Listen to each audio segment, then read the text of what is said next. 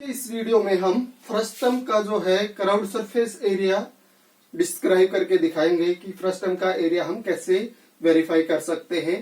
तो अगर आपको इसको समझना है तो वीडियो को अच्छी तरह से कंप्लीट देखिए आप। तो इसमें अपने पास ये फिगर बना रखा है। फ्रस्टम को हमें पता है कि कंप्लीट कोण में से ये फ्रस्टम ऑफ कोण ही बोल ले फिर हम इसको।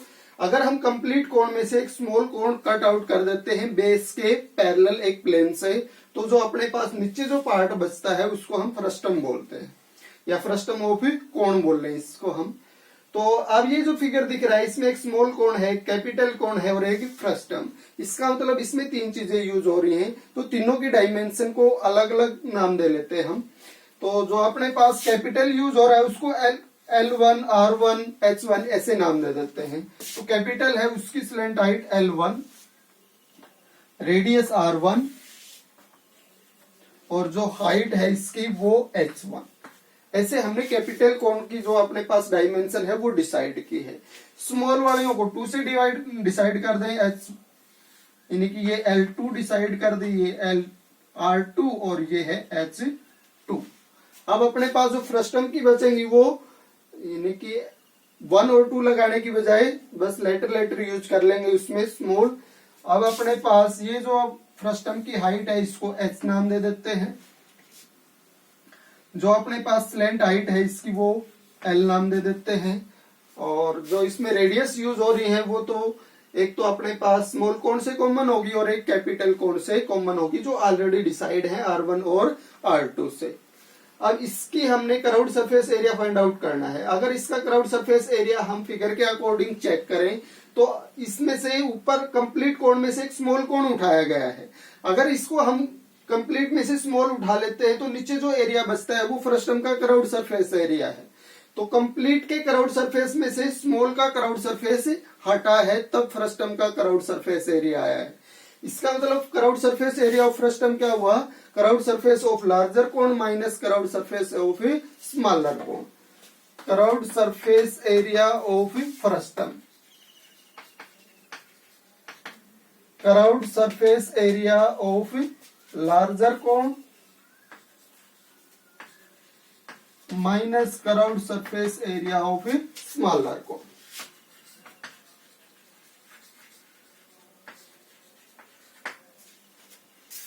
इससे निकलना है अभी इसमें। अगर इसको हम सिंप्लीफाई करें तो वैल्यूज पुट करवाएं इसमें। लार्जर कोण का जो क्राउड सरफेस एरिया है, कोण का क्राउड सरफेस एरिया का फॉर्मूला होगा पाई आर एल। इसका मतलब इसमें कैपिटल का हो जाएगा पाई, इसके डायमेंशन के अकॉर्डिंग R1 L1। ये है कैपिटल कोण का क्राउड सरफेस एरिया। स्मॉल का क्या हो जाएगा पाई R2 L2 इसके डायमेंशन के अकॉर्डिंग।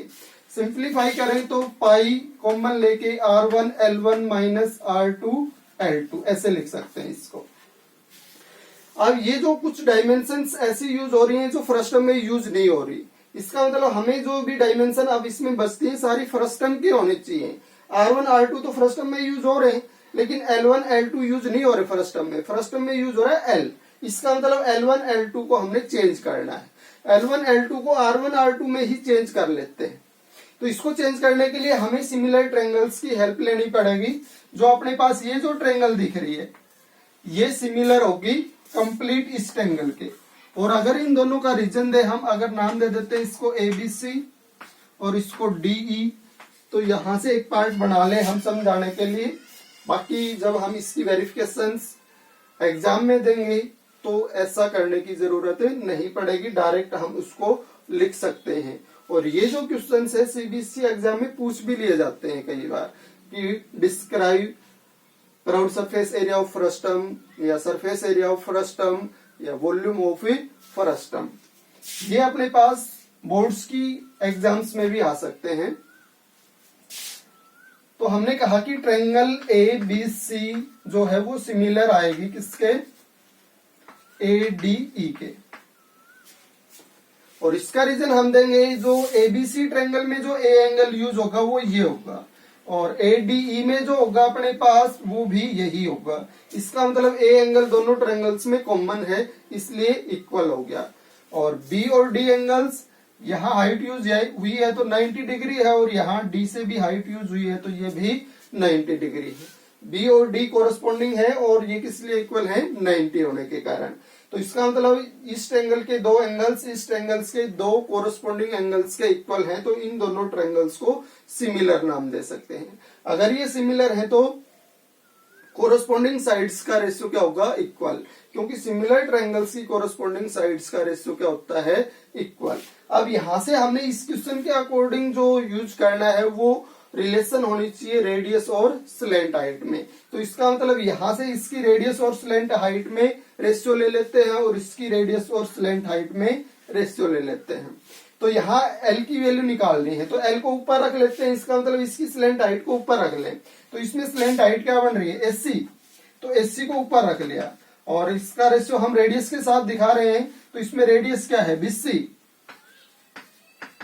इसका मतलब इस ट्रायंगल में हम SC अपॉन BC दूसरी ट्रायंगल की किन साइड्स के रेशियो के बराबर दिखा सकते हैं। तो SC के कोरस्पॉन्डिंग तो बनेगा अपने पास AE और BC के कोरस्पॉन्डिंग बनेगा DE।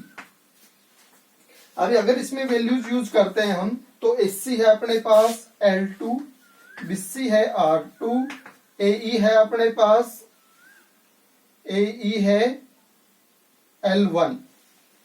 इस साइड से डिसाइड कर रखा है, इस साइड से भी इसको L1 लिख सकते हैं और DE हो जाएगा R1। ये वैल्यूज आ गए अपने पास। इस रेशियो को हम किसी कांस्टेंट के इक्वल दिखा सकते हैं। दोनों का रेशियो इक्वल आएगा तो किसी एक नंबर के इक्वल होगा ही और उस नंबर को क्या मान लिया हमने, K। तो यहां से अगर सिंप्लीफाई करें, क्योंकि हमने जो वैल्यूज पुट करनी है L1 और L2 की, उन वैल्यूज को हम R1 और R2 में ही कन्वर्ट कर लेते हैं। तो यहां से इसको अगर इसके इक्वल दिखाया जाए तो L2 किसके बराबर आएगा, R2K के। अगर इन दोनों को इक्वल दिखाते हैं हम तो L1 किसके इक्वल आएगा, R1K के। इसका मतलब ये तीन चीजें इक्वल हैं, किन्हीं भी दो को हम इक्वल दिखा सकते हैं। अगर इन दो को इक्वल दिखाते हैं तो L2 को R2K के बराबर दिखा सकते हैं और लास्ट टू को इक्वल दिखाएं तो L1 R1K के बराबर आ सकता है। इन वैल्यूज को हम यहां पुट कर लेंगे। तो हम जब इसको एग्जाम में करेंगे तो केवल यही रिजल्ट लिख सकते हैं रीजन में, जब हम इनकी जगह वैल्यू पुट करें तो सिमिलरिटी वाला रीजन देने की जरूरत नहीं है। तो इसका मतलब अगर इसको आगे सोल्व करते हैं, पाई R1 L1 की जगह कितना लिखा जा सकता है, R1 इंटू के, माइनस R2 और L2 की जगह कितना लिख सकते हैं, R2 इंटू के।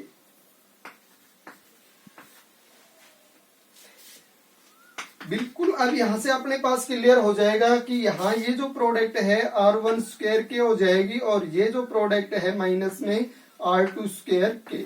यहां से के कॉमन निकाल लें तो R1 स्क्वायर, पाई भी है इसके साथ, और माइनस R2 स्क्वायर। ये वैल्यूज आ गई। ये अपने पास a square minus B square वाले फॉर्मूले के अकॉर्डिंग R1 माइनस R2 और R1 प्लस R2। इसमें अपने पास ये जो रिजल्ट्स है के वाला, ये भी हमें जरूरत नहीं है, इसलिए इसमें से दोबारा से हम वैल्यू पुट करवाएंगे। तो जो के है अपने पास इस ब्रैकेट के साथ प्रोडक्ट करवा लिया जाए तो पाई और के इसके साथ ब्रैकेट के साथ प्रोडक्ट होगा तो के R1 माइनस के R2 और R1 प्लस R2। जो वैल्यूज हमने इससे पहले स्टेप में यूज की थी, यहाँ पे इसकी जगह L1 और L2 की जगह वापिस से L1 और L2 को एक साथ लेके आ जाए तो अपने पास L1 माइनस L2 क्या लिखा जा सकता है, L। यानी कि अपने पास L1 ये कंप्लीट है और L2 हमने किसको नाम दिया है, L2 नाम दिया है इस वाले को।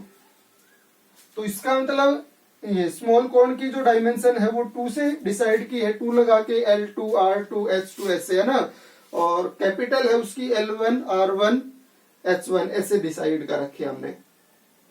तो इसका मतलब यहां से अगर फर्स्ट टर्म की L निकले तो कंप्लीट में से छोटे वाले की माइनस। इसका मतलब फर्स्ट टर्म की जो L है उसको क्या लिख सकते हैं हम, कैपिटल L, यानी कंप्लीट L में L1 में से L2, यानी पूरी जो ये L बन रही है अपने पास, पूरे की जो स्लैंट हाइट बन रही है उसमें से छोटे वाले की स्लैंट हाइट माइनस होके यहां तक की वैल्यू आ जाएगी।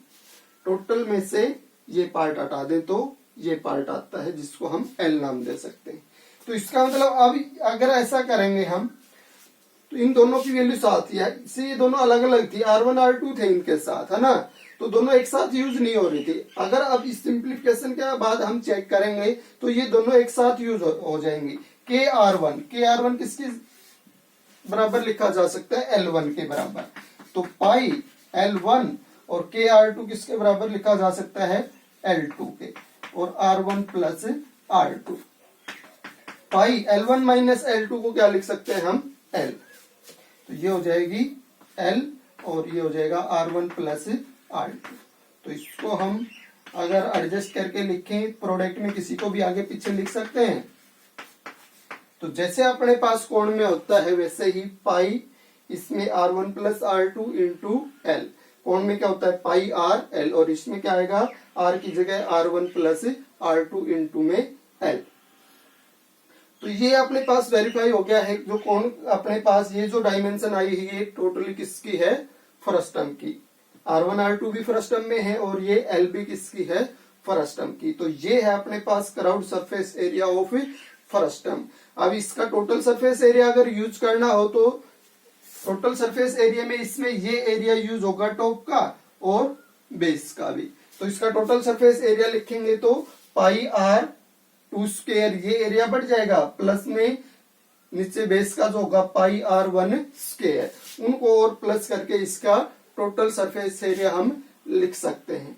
तो हमें इसको याद कैसे रखना है, सबसे पहले हमने चेक करना है कि इसका जो सरफेस एरिया आएगा, क्राउड सरफेस एरिया आएगा, सरफेस एरिया तो नहीं बोल सकते, सरफेस एरिया में तो जितना भी एरिया बनता है वो कंप्लीट बोला जाएगा। इसका मतलब इसका क्राउड सरफेस एरिया टोटल कोण के क्राउड सरफेस एरिया में से स्मॉल कोण का क्राउड सरफेस एरिया माइनस होके आएगा। ये सिंप्लीफिकेशन हो जाएगी। इन चीजों का हमने ध्यान रखना है इसमें मेनली, और जो मेन चीज है वो यही है, वैल्यूज पुट करवा के 2 बार हमने इनको यूज किया है। तो मेन चीज यही है अपने पास, L1 और L2 इनकी जगह वैल्यू पुट करवाई जाए और फिर वापस से इनको कन्वर्ट करवाया जाए किसमें, L1 और L2 में, ताकि इनके डिफरेंस को क्या लिख सके हम, L लिख सके।